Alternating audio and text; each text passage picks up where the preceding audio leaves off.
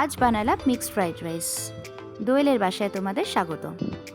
ফ্রিজে কিছু চিকেনের টুকরো পড়েছিল আর কিছু ভেজিটেবলস কুচানো ছিল, বাঁধাকপি দিয়ে ভেজে নেওয়ার প্ল্যান ছিল ওগুলো, কিন্তু দেখলাম আবার সেই রুটি বানাও ভাত বানাও, তো ভাবলাম আজকে টায়ার্ডও আছি, একটুখানি সব কিছু মিশিয়ে একটু রাইস বানিয়ে নিই, খেতেও ভাল লাগে আর বাড়িতে ফ্রাইড রাইসের সাথে আর কিছু লাগে না।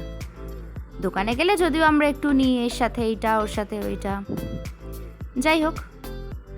আমার এখানে যে বন্ধুরা থাকে সেখানে ওরা তো ভেজিটেরিয়ান আর কি, তো ওরা মাছ মাংস ডিম খায় না।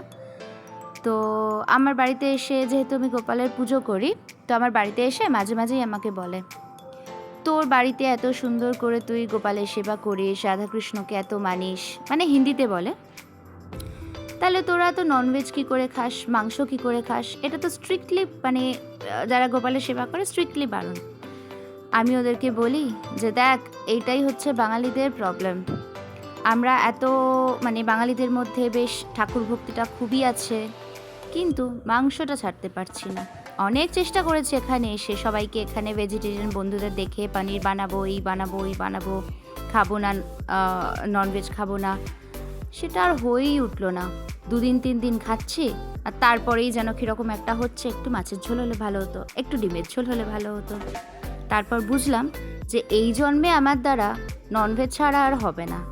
সে মনে ভক্তি গোপালের জন্য যতটা আছে থাক, তাতে যদি ঠাকুর সন্তুষ্ট হয় তো তাই সই।